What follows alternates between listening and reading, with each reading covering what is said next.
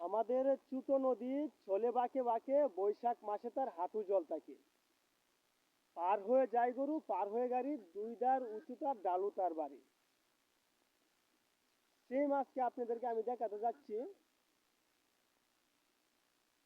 বইয়ের বইয়ের মধ্যে আঁকা এরকম একটা নদী আমরা অনেকে প্রায় দেখেছি, যারা ক্লাস 4-2 পড়াশোনা করেছে, প্রাইমারি স্কুলে।